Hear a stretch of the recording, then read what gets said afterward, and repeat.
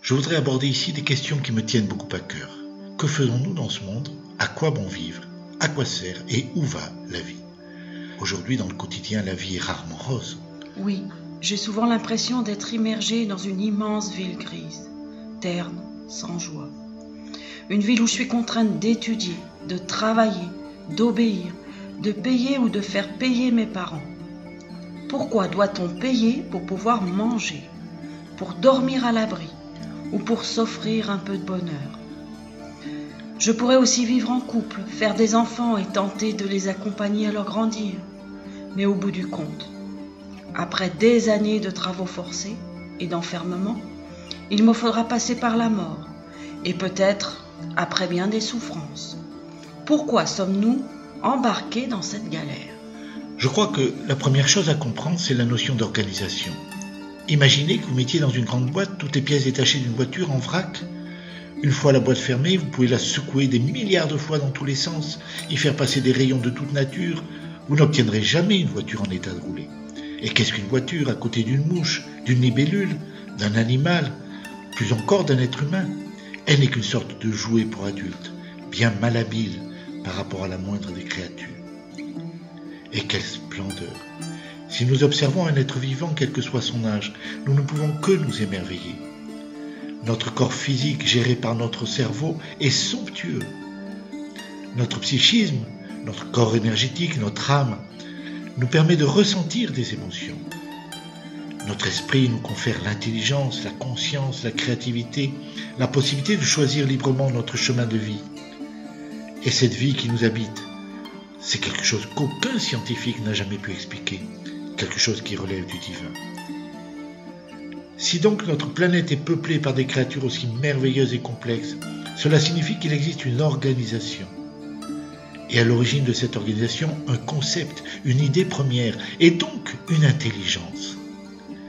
Nous pouvons utiliser diverses appellations pour cette intelligence inouïe.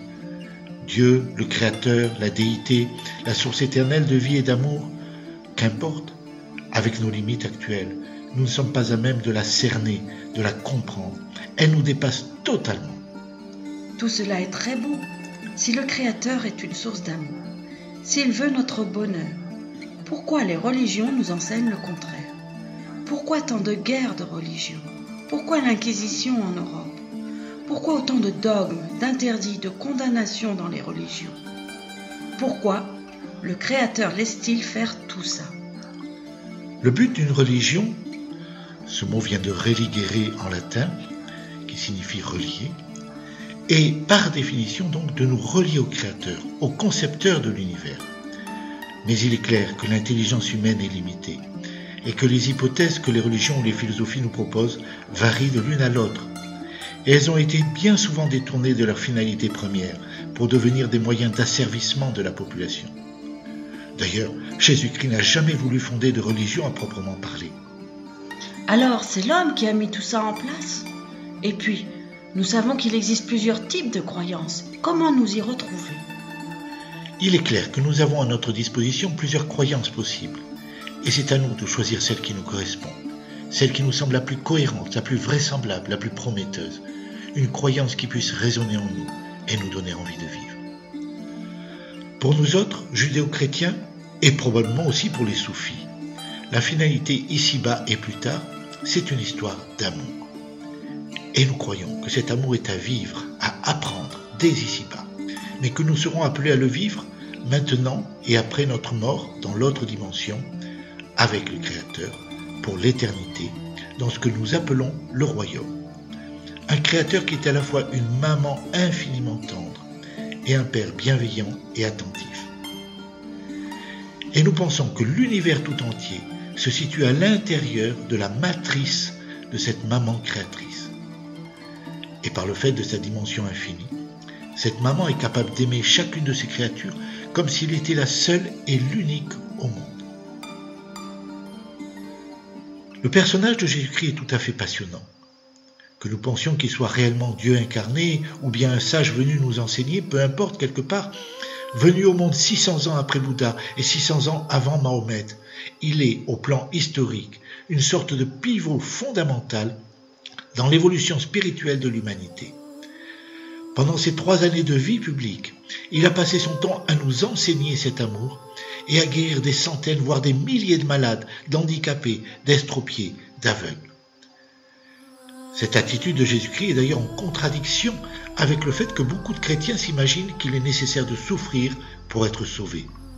Alors, qu'en est-il en réalité ? Il faut savoir que la Bible n'est pas d'abord un livre historique, mais un enseignement. Elle nous parle du péché originel, d'Adam et Ève, de la pomme, du serpent.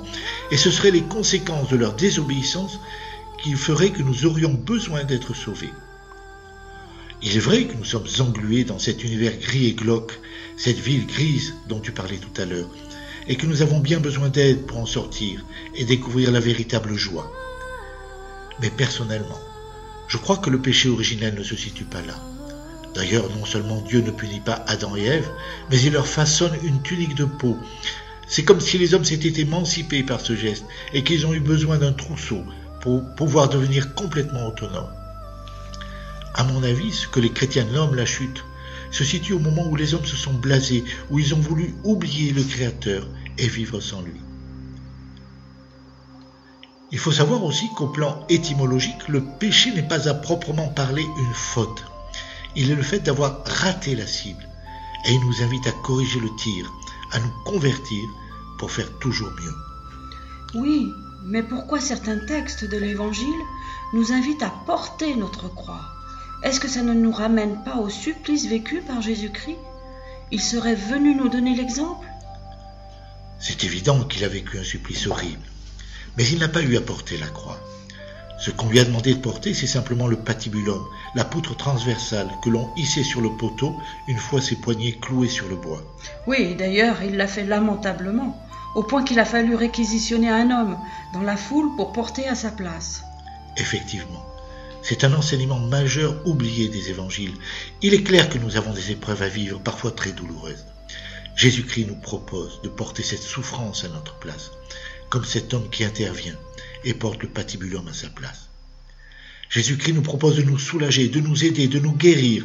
C'est d'ailleurs le sens de son supplice sur la croix. Il souffre de nos souffrances, et bien sûr aussi de notre dureté de cœur, de nos dévoiements, de notre cruauté, comme des parents aimants peuvent souffrir si leur enfant est souffrant ou s'il tourne mal. C'est ce que l'on nomme la miséricorde chez les chrétiens. Et là encore, c'est une histoire d'amour. Alors, quelle est notre place dans ce monde ? Comment faire pour grandir et vivre dans l'amour ? Eh bien, nous pourrions comparer notre univers tout entier à un immense aquarium. Un aquarium qui contiendrait toutes les galaxies. Bien sûr, notre Soleil et notre Terre, mais aussi toutes les autres planètes, dont sans doute beaucoup sont habitées par des êtres intelligents, ou l'ont été, ou le seront un jour. Et tous les autres soleils avec leurs planètes. Cet aquarium contiendrait aussi cette donnée étrange que l'on nomme le temps. Une dimension importante, puisque ce temps peut cacher à nos yeux des civilisations qui nous ont précédés sur cette terre et qui ont disparu corps et bien, englouties peut-être dans quelques cataclysmes. Nous savons bien que si aujourd'hui notre société était détruite, il ne resterait pas beaucoup de traces. Le béton se réduirait en poussière, les poutres en acier rouilleraient, se dilueraient dans le sol. Le verre donnerait sans doute des perles d'ambre plus ou moins appréciées de nos successeurs. Et tout notre savoir technologique stocké aujourd'hui de manière informatique serait réduit à néant. Nous avons débarqué un jour dans cet aquarium, le jour de notre naissance, à l'état de bébé. Nous n'étions ni très gros, ni très grands, ni autonomes. Et nous avons dû grandir, évoluer, apprendre, comprendre pour devenir ce que nous sommes aujourd'hui. Et un jour ou l'autre, nous devrons passer par ce cap, ce passage, cette sorte de transit qui nous fait peur et que nous nommons la mort. Et pourtant, nous devrions être habitués, car ce n'est pas la première fois. Nous avons déjà vécu cela lors d'une première vie, dans un petit aquarium au cœur du grand aquarium, le ventre de notre maman. Dans ce petit aquarium aussi, nous avons dû grandir. Au départ, nous n'étions qu'une minuscule cellule. Les 3 premiers mois, nous sommes passés par tous les stades de l'évolution de la vie sur la planète. C'est ce que l'on nomme la phylogénèse. Nous avons été d'abord une petite algue, puis un coquillage, un oursin, un poulpe, un poisson, un serpent, et finalement un mammifère humain. La Bible raconte que l'homme est façonné à partir de la glaise du sol. Nous pouvons supposer que c'est de cela qu'elle parle. Cette phylogénèse est une glaise vivante. Et tout cela confirme que l'être humain est bien au sommet de la création sur cette planète. Ce n'est qu'à partir du 4e mois, dans le ventre de notre maman, que ce corps a pu accueillir l'esprit, la conscience, l'intelligence, et vivre vraiment sa condition d'homme. Nous avons continué à grandir pendant les 6 mois qui ont suivi. La notion du temps était bien différente. Ces 6 mois nous ont semblé très longs, et nous étions capables d'entendre, de sentir, d'avoir des émotions. Ce petit dialogue imaginaire entre 2 jumeaux dans le ventre de leur mère est tout à fait révélateur. Imaginez, l'un des enfants est croyant et l'autre athée. Et toi, tu crois à la vie après l'accouchement ? Bien sûr, c'est évident que la vie après l'accouchement existe. Et ici, nous sommes en train de devenir forts pour être prêts à ce qui nous attend plus tard. Tout ça est insensé, il n'y a rien après l'accouchement. Est-ce que tu peux, toi, imaginer à quoi une telle vie pourrait ressembler ? Eh bien, je ne connais pas tous les détails, mais là-bas, il y aura beaucoup de lumière, beaucoup de joie. Et par exemple, là-bas, on va manger avec notre bouche. Mais c'est du n'importe quoi. Nous avons notre cordon ombilical, et c'est ça qui nous nourrit. Et de cette autre vie, il n'y a eu encore aucun revenant. La vie, tout simplement, se termine par l'accouchement. Non, je ne sais pas exactement à quoi cette vie après l'accouchement va ressembler. Mais, dans tous les cas, nous verrons notre maman face à face, et elle prendra soin de nous. Maman ? Tu crois en maman ? Et où se trouve-t-elle ? Mais elle est partout. Elle est autour de nous. Grâce à elle, nous vivons, et sans elle, nous ne sommes rien. C'est absurde, je n'ai jamais vu aucune maman, donc c'est évident qu'elle n'existe pas. Non, je ne suis pas d'accord, car parfois, lorsque tout devient calme, nous pouvons entendre quand elle chante. Nous pouvons sentir quand elle caresse notre monde. Je suis certain que notre vraie vie ne va faire que commencer après l'accouchement. Si je comprends bien, dans notre vie présente, dans ce grand aquarium, nous devons évoluer, grandir, et plus nous avançons, plus nous nous sentons à l'étroit dans notre corps. Déjà, dans le ventre de notre maman, à la longue, le monde dans lequel nous vivions nous était apparu de plus en plus étroit, restreint, limité. Et nous avons été confrontés à une forme de vieillesse, puis de mort. Mais nous ne pouvons pas savoir ce que sera notre vie au-delà de ce monde. Bien sûr, c'est comme pour les jumeaux. Nos capacités de perception et d'intelligence actuelles ne nous le permettent pas. Nous pouvons imaginer facilement que notre vie, notre âme et notre esprit subsisteront. Je crois qu'il en est de même de notre corps. De même que le bébé, en venant au monde, a laissé derrière lui son placenta, sa poche des os et son cordon ombilical, qui avait vieilli, qui l'a emprisonné. De même, nous laisserons derrière nous une enveloppe, un véhicule plus ou moins usé et délabré, ce qui nous apparaît comme étant notre corps physique aujourd'hui. C'est un peu comme si notre être tout entier, parvenu à maturité, était une graine minuscule qui accouche dans une autre dimension en abandonnant derrière elle une écorce pour pouvoir germer et donner un être immense et encore plus merveilleux après cette vie. Je crois vraiment que la mort est un accouchement dans cette autre dimension. Je crois que par toute sa vie, Jésus-Christ nous démontre que nous ne sommes pas indifférents au Créateur et qu'il veut notre bonheur, notre épanouissement, notre joie. Et nous pouvons vivre ce bonheur au travers de l'amour. Bien sûr, il s'agit d'un amour parfait, une sorte de danse d'amour infini dont nous allons parler. Peux-tu nous expliquer ce qu'est l'amour et comment faire pour le vivre, déjà ici, dans ce grand aquarium dont tu parles ? Avant d'aborder la réalité de l'amour, je pense que nous devons réfléchir sur le mot « aimant ». Il est tout à fait étonnant ce mot, car il nous ramène en même temps à l'amour et à l'énergie magnétique. L'énergie magnétique résume à elle seule tout l'univers et toute la création, selon bon nombre de chercheurs. Tout l'univers physique que nous connaissons en est rempli. On la nomme aussi énergie libre. Mais il nous faut bien comprendre que l'amour, comme l'énergie magnétique, ne fonctionne que s'il y a séparation, distinction, différence. Il faut un autre, tant pour aimanter que pour aimer. Et cette notion est fondamentale. D'accord. Imaginons que nous allions au bal et que là, nous flashions sur une personne précise. Nous serions comme aimantés par elle ? Oui, et nous pouvons vivre avec cette personne une relation plus ou moins passionnante, plus ou moins passionnée. Très souvent, ça commence par une relation fusionnelle, amoureuse. C'est une expérience merveilleuse qu'être amoureux, un temps d'intensité et de joie qui transfigure tout autour de nous. Si nous y regardons de près, nous sommes possédés à la fois par un désir de fusion et par une véritable fringale de l'autre. Nous avons envie de le manger, symboliquement bien sûr, le manger de baiser. Mais c'est un état qui ne dure guère longtemps, car très souvent nous nous lassons de cet autre. Nous avons besoin de nouveaux aliments. Nous pouvons bien sûr lui vouloir du bien, avoir pour lui une totale bienveillance, une bienveillance active, et ce quoi qu'il fasse, sans pour cela être complice de ce qui ne nous semble pas correct. C'est ce que l'on nomme l'amour inconditionnel, qui est très à la mode, mais bien peu pratiqué de nos jours. C'est en tout cas comme ça que les parents devraient aimer leurs enfants. Et nous pouvons prendre exemple sur nos amis les animaux sur ce plan. Eux savent vraiment ce qu'est l'amour inconditionnel pour leurs enfants. Nous pouvons aussi tenter de séduire cet autre en jouant une comédie, en faisant semblant d'être ce que nous ne sommes pas. Dans ce cas, nous allons imaginer un scénario, le mettre en scène et le jouer. Par exemple, nous pouvons jouer le sauveur, l'adorateur, le gentil, le baratineur. Et si ça marche, l'autre va se mettre à jouer presque automatiquement le rôle inverse et complémentaire. Si nous jouons au sauveur, il va jouer le sauvé. Si nous jouons l'adorateur, il deviendra le méprisant. Si nous jouons le gentil, il va jouer le cynique. Si nous jouons le baratineur, il va faire semblant d'y croire et jouer le naïf, et ainsi de suite. Il y a des milliers de jeux possibles. Nous employons cette tactique chaque fois que nous avons peur de ne pas être aimés par cet autre lorsque nous nous montrons vrais tels que nous sommes. Combien de couples vivent ainsi ce genre de scénario aujourd'hui? Est-ce cela, l'amour enseigné par Jésus-Christ?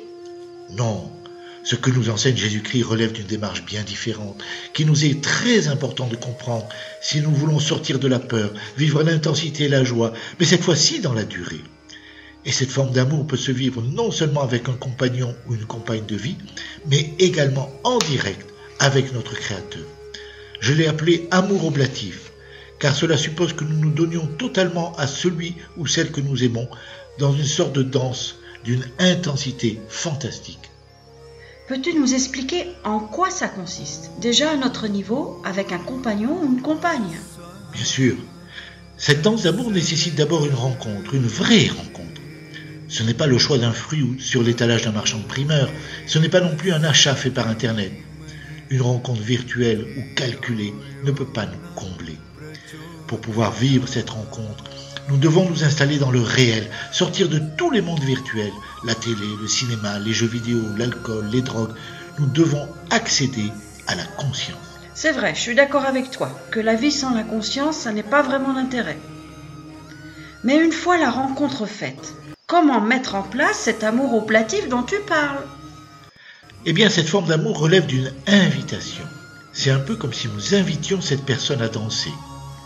Bien sûr, cette invitation se fait librement, nous sommes désarmés.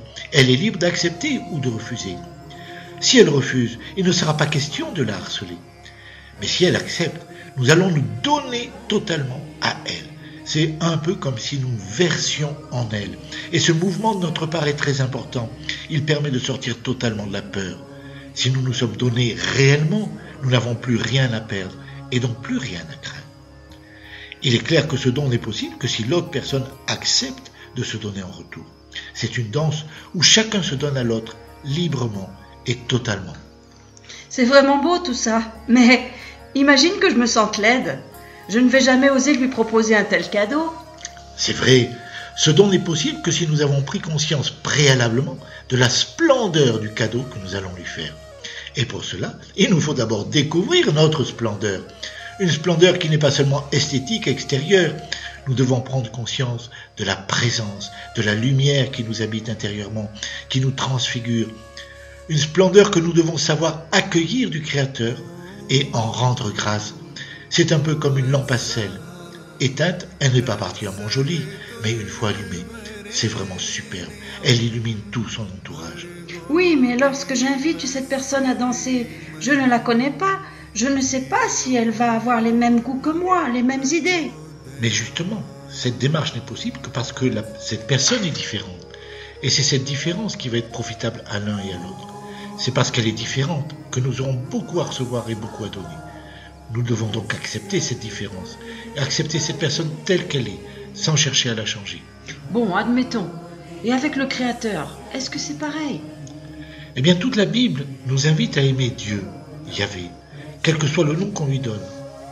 Ce Créateur se présente à nous un peu comme un amoureux. Et prenons bien conscience que ce Créateur est bien au-delà de tout ce que nous pouvons entendre et comprendre. Il est bien plus qu'un père ou une mère. Il est un peu comme une source infinie d'intelligence, de vie, d'amour. Mais là encore, vivre un amour oblatif avec lui suppose la séparation et la différence entre le petit rien que nous sommes et l'infini de la gloire divine. Cette distinction est indispensable. C'est parce que nous sommes comme petit rien qu'il peut se donner à nous, nous faire participer à sa gloire, nous combler de tout, nous déifier. Et cela suppose bien sûr un don de notre part en retour, un abandon à son infinie providence, dans la reconnaissance et l'action de grâce. C'est ce que les chrétiens nomment la piété.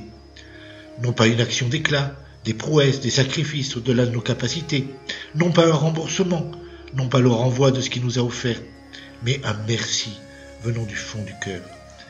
Et apprendre à lui faire confiance quoi qu'il arrive. Il ne nous demande pas plus.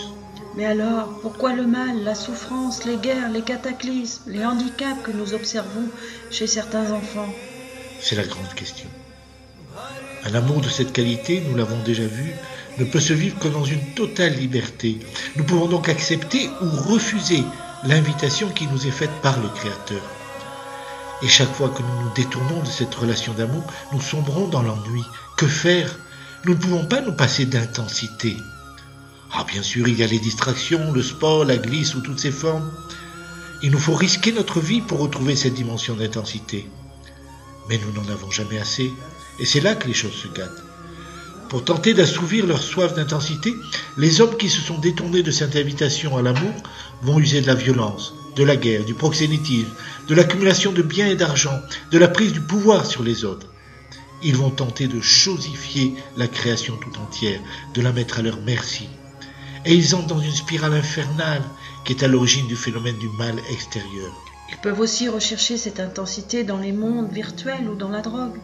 C'est un moindre mal, mais ça relève quelque part d'une destruction plus ou moins grave de la vie authentique. Bien sûr, nous savons ce que sont la guerre, la torture, l'injustice, la différence entre les riches et les pauvres. Mais les cataclysmes, comment les expliques-tu? Alors là, je ne sais pas vraiment.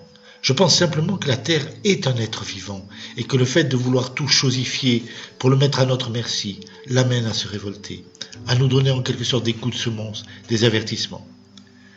Mais ce n'est pas évident de donner une réponse radicale, car ce sont souvent des pays qui sont déjà dans la misère qui sont victimes de ces catastrophes. Ça reste un mystère que nous devons chercher à élucider. Peut-être est-ce pour éveiller notre sens de la solidarité, de la compassion. Mais dans notre monde moderne, nous sommes confrontés aussi à des maladies, des virus, des cancers. Pourquoi ces souffrances? Là encore, nous retrouvons la notion de guerre, d'immunité, c'est-à-dire d'armée défensive, d'agresseurs, de cellules anormales qui nous rongent de l'intérieur, gratuitement. Pour rien? Ce créateur serait-il un sadique? Serait-il un tortionnaire venant nous punir d'une faute hypothétique, indéfinissable? Ou bien c'est ce que l'on veut nous faire croire? Nous devons changer notre regard sur la maladie, la santé, la vie. Le système médical actuel est construit autour d'un mensonge. Il occulte un certain nombre de réalités connues et tout à fait certaines aujourd'hui. La véritable biologie, l'importance des vitamines, la psychosomatique. La vie n'est pas une guerre à l'échelle microscopique. Au cœur du vivant, de tous les vivants, des êtres minuscules, un peu comparables aux fourmis, qui constituent une fourmilière, œuvrent en permanence pour nous permettre d'exister, d'être bien, en bonne santé. Ce sont les microzymas. Oui, d'ailleurs, Hippocrate disait « Dans l'intérieur du corps existe un agent inconnu qui travaille pour le tout et pour les parties, qui est à la fois un et multiple. » Ce sont eux que l'on prend parfois pour des virus. Ce sont eux qui bâtissent et démontent les bactéries et les microbes pour avoir plus d'énergie et d'efficacité dans certains processus de guérison. Et nous pouvons les aider en prenant des vitamines, au lieu de les combattre avec des armes de guerre, comme les antibiotiques, les chimiothérapies, la radiothérapie, etc. Les cancers, c'est pareil, ils ne sont pas des ennemis, ils sont simplement des soupapes de sécurité qui nous permettent de faire face à des stress intolérables. Les microzymas sont capables de les construire, comme de les démonter, sitôt la situation est redevenue normale. Ils sont mis en place sur ordre du cerveau, notre pilote automatique. C'est lui qui décide et qui choisit la somatisation ou biologisation qui lui semble la plus cohérente, compte tenu des programmations inscrites en lui. Nous savons aujourd'hui quels sont les principaux conflits à l'origine des diverses pathologies. Et les maladies graves des petits-enfants, les handicaps? Ils relèvent de mécanismes identiques. sauf que l'enfant se met en fusion avec sa mère et il va exprimer dans son corps les stress ou les inquiétudes de sa mère. Au total, est-ce que le jeu en vaut la chandelle? Nous savons que la création n'est pas parfaite à notre échelle d'humain. Alors, à quoi bon toute cette souffrance, tout ce malheur? Oui, lorsqu'une maman a des nausées, au début d'une grossesse, ne serait-ce pas la manifestation d'une inquiétude par rapport à ce petit être humain qui va venir au monde? Comment va-t-il tourner? Que va-t-il faire de sa vie? Est-ce que le jeu en vaut la peine? Comment pouvons-nous rassurer ces mamans, leur redonner espoir? Jésus-Christ nous a prévenus, tous ceux qui souffrent seront consolés. Nous l'avons vu, la vie ne se limite pas à notre passage dans le grand aquarium, dans ce monde qui nous apparaît comme une sorte d'immense ville grise et glauque, aussi longtemps que nous ne sommes pas habités par cet amour enseigné par Jésus-Christ. Je suis persuadé que la vie continue après notre accouchement dans l'autre dimension. La vie a donc un sens, une finalité, cette danse d'amour oblatif. Si nous parvenons à la vivre ici-bas avec un compagnon ou une compagne, comme avec notre Créateur, nous serons comme des phares au cœur de cette ville grise et nous pourrons transfigurer notre quotidien. Et je suis sûr que nous pourrons continuer à vivre cette joie et cette intensité après notre accouchement dans l'autre dimension, dans un monde de lumière, de beauté, de bonheur. Je crois vraiment que la seule chose qui peut justifier la création et tous ces bugs dont nous avons parlé, c'est la splendeur de cet amour. Un amour qui nous guérit, qui nous dilate à l'infini, qui nous déifie. Un amour qui nous extirpe dès maintenant de la ville grise et glauque de notre quotidien et qui nous ouvre sur la lumière, l'éternité et la gloire divine.